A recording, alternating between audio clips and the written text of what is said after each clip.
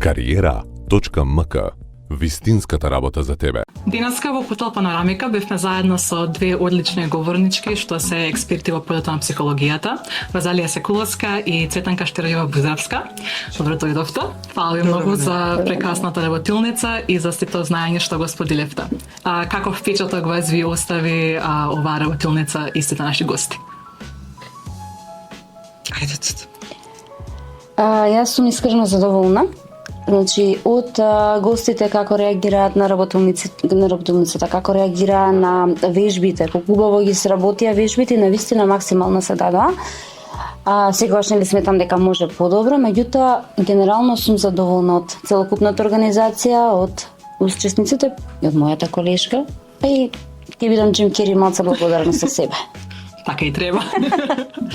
И јас сум презадоволна, супер беше и организацијата и аудиториумот, прашања имаше, динамика имаше, ние дадовме, ја би рекла, еден мал дел од нас. Можеме уште да дадеме, меѓутоа времето е тоа, ресурсите се тие, а и поентата е дека не може се да се даде за 2,5 сати, 3, меѓутоа да речеме дека ова е само еден почеток на едно ново големо патување. Прекрасно. Имавме ние гости од многу различни компании во Македонија и можеме да речеме дека имавме некој опсек на повеќе врвни компании. И дали добивте идеја за како вработените, работодавците, менаџерите, какво мислење имаат за менталното здравје и кои се нивните чекори кон строгување со менталното здравје? Со самото тоа што дојдов на работилницата, се забележува дека постои свесност во Македонија колку е важно менталното здравје, колку е важно да се инвестира во работникот, да оди на вакви работилници, едукации, затоа што нашите едукации се малце од интерактивен тип, не се статични. Меѓутоа, јас секогаш велам дека може уште подобро, може уште повеќе да се зголеми свесноста, да се работи, да се инвестира во самите вработени од сите нивоа, хоризонтално, па се таму нагоре вертикално, да се работи на менталното здравје. Може подобро. Супер. Дали имаш нешто да дополниш?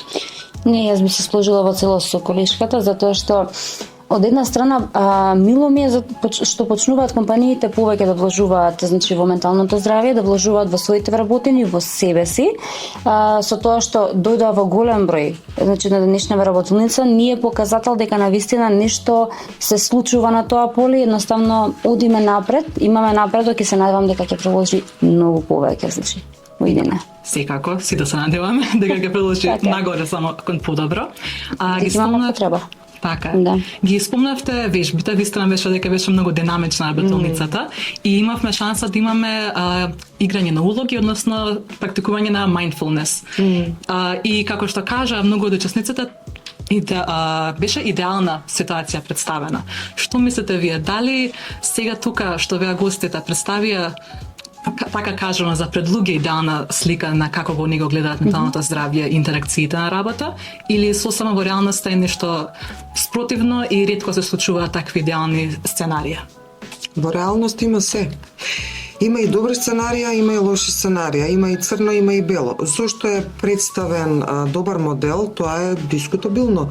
Во Македонија се уште важи моментот, не сакам многу да се експонирам, ќе се зборува за мене, можеби тоа ќе ми ја загрози работата, па ќе представам некој идеален модел како би се разрешила таа проблематика кога ги играме улогите. Меѓутоа, токму јас спомнав на предавањето дека во мојата животна реалност не беше така идеално. Имаше некои сцени каде што реалноста беше сосема брутална. Веројатноста дека сите ние сме доживеале и овие луѓе кои што беа присутни тука и на сите следни едукации, дека ќе имаат и позитивни и негативни искуства од својата работна средина е голема. Меѓутоа, јас секогаш викам колку ни даваат, толку ќе сработиме. Доколку ни дадоа некоја покомплицирана работна средина, проблематика, тогаш ќе се нафатевме и ќе го разработевме и тоа. Секако. Исто така, спомнавте многу убав момент за кои се топ 10 најстресни работни места и имавме работници од најразлични сфери и има одговори за какви нивните очекувања беа за кои се најстресните позиции и кои навистина беа. Дали може да ги поминеме нив и зошто всушност имаме очекувања дека некои позиции се постресни отколку што навистина се? Точно, интересно беше што присутните мислеа дека нивната работна позиција беше една меѓу првите 3 топ најстресни работни позиции, меѓутоа не покажува така статистиката и истражувањата и токму затоа има потреба да кажам да се освестиме кои се онака на ранг листата како е направено истражувањето и меѓу првите 3 се работниците од здравство, се најизложени на стрес и на прегорување, работниците во МВР, Министерство за внатрешни работи, тука се давачките услуги, социјалните работници, психолозите, психијатрите, на 4-то место се наставниците, бидејќи нели и нивната работа е стресна, луѓето кои што работат во право, IT, новинарите е некаде 7-мо место, финансите, луѓето кои што работат во банките и сето она во финансиските сектори се некаде околу 8-то место, меѓутоа најниско место, верувам дека ќе им биде интересно и на луѓето, се најмалку изложени на стрес и бърнаут фармерите, луѓето кои што се занимаваат со земјоделие и пилотите. Мислам дека ова е знак да одиме кон селото. Па и така е. Да. Така би спомнала дека социјалните работници, односно како што рековте во различна ситуација, таму спаѓате и вие, се меѓу најстресните. Вашата работа вклучува многу да работите на себе. Како сметате дека тоа ви има влијано на вашиот живот, приватно наспроти тоа што ви е потребно и за работата? И како мислите дека каде би се наоѓале доколку немавте потреба да работите на себе? Нашата работа навистина е стресна, бидејќи се соочуваме со секојдневни различни животни приказни кои што не се толку добри за уво и да се слушнат и делумно ги преживуваме заедно со нашите клиенти. Меѓутоа, работата на себе е оној момент кој што нас не е потребно да поминеме не сите тие емоции кои што ги преживуваме во текот на една сеанса, меѓутоа и за сопствен личен раст и развој. Бидејќи освен што сме нели стручни лица, ние сме сепак луѓе кои што имаат и своји двумења и предонесување на одлуки и емоции со кои што треба да се справат. Значи секојдневен живот имаме и ние. Многу често знаат да ни се смешаат и затоа е добро да отидеш и ти на психолог, психотерапевт, за да можеш да поработиш на сите оние твои емоции, предизвици со кои што се соочуваш, за да можеш да дадеш квалитетна услуга понатаму. Секако. Да. За оние што сакаат да започнат, што не знаат од каде да започнат да работат на себе, кој е првиот, најосновниот чекор за да знаат дека се во правилната насока, дека се движат кон правилната насока? Ќе се надоврзам. Сите ние имаме потреба да работиме на себе. Јас на луѓето знам да им кажам нема потреба да имате некој огромен проблем за да побарате стручна помош.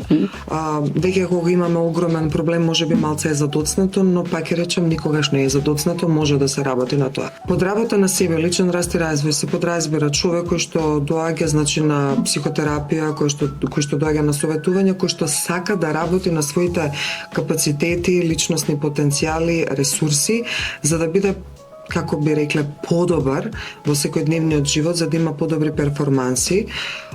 И одењето на психотерапија, работењето на себе, одењето на едукација, читањето на книги воопшто не е страшно и не е непотребно, туку навистина е многу неповратлива инвестиција во себе. Кога клиентот доаѓа на психотерапија, јас, например, како работам, би требало клиентот самиот да каже што тој сака да работи, на што сака. Јас не одредувам на што сака, често пати знаат да го свртат моментот, кажете ми вие. Не, ние не кажуваме, туку вие кажувате кој е проблемот и со тоа ја враќаме одговорноста, бидејќи одговорноста е на самиот клиент кој што доаѓа. Јас одредуваме заедно проблем, меѓутоа го операционализираме за да понатаму тоа што ќе го постигнеме биде мерливо, да знаеме дека сме го реализирале и понатаму едно често прашање кое што нас психотерапевтите знае малце така да не налути, затоа што ние сме луѓе, е за колку сеанси ќе биде решен мојот проблем. Психотерапијата е динамика, неблагодарно е да кажеме за 1, за 10, за 20 сеанси, меѓутоа тоа е еден процес психодинамски кој што трае Колку трае зависи од многу фактори, меѓутоа би рекла убаво е да почнат, да бидат истрени, да бидат упорни, да дадат време на себе, на психотерапевтот, на самиот процес и понатаму да го почувствуваат она кое што следува после сработувањето. Јас само би се надоврзала на Роза дека обично знам да кажам на моите клиенти тогаш кога ви е најдобро, појдете на психотерапија.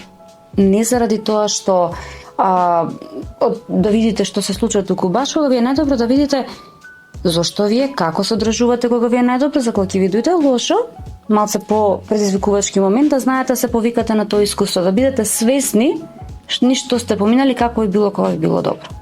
Да. Највеќе ради тоа. Инаку нема, ќе се надоврзам одреден број на сеанси, нема шаблони по кои што ќе дојдат и ќе кажат имам анксиозност и ја ќе кажам окей, за 8 сеанси си готов. Не знам, зависи колку ќе се вложиш во себе, зависи колку ќе се вложиш во процесот. Како психотерапевти знаеме да дадеме и домашни задачи доколку сакат. Тоа е по проценка и во договор со клиентот, доколку сака и доколку сака повторно да напредува и дома да сработи, окей. Меѓутоа, секогаш се фокусираме на потребите на клиентот. Одговорен е клиентот, одговорен е терапевтот, бидејќи навистина работиме со човечка психа, која што е потребно добро да ја разбираш, и тоа треба да не да ни ствара притисок, меѓутоа да бидеме свесни дека, нели, и за другата страна дека всушност има некаква си потреба од кој што дошол. Работењето на себе е процес кој никогаш не запира и не треба да запира. Но Постојано. да, во однос на работните средини, поготово нашата држава, ако треба да ставиме некоја рамка за 5 години, каде ги гледаме нашите фирми, нашите организации, како се однесуваат кон вработените и кон самите себе, што би кажале, што гледате вие во иднината за грижата кон менталната здравје?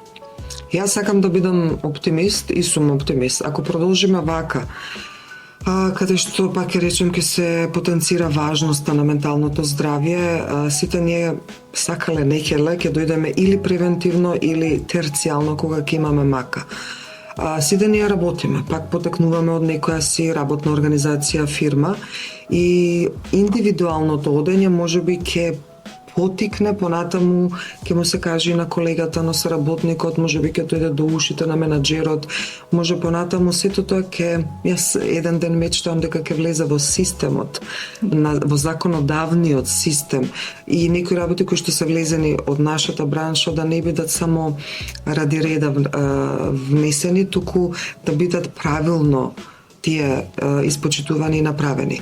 Сакам да верувам и гледам дека во иднина потребата од нас, од овие профили ќе биде многу голема, без разлика за какви организации станува збор и дека ќе не бараат и од IT и од медицината и од економските науки и од нели овие кои што се просветните работници, едноставно ние сме нешто каде што не има во сите филтри од човековото функционирање. Верувам дека ќе биде поголема свеста и поборувачката. Се надевам дека ќе е така.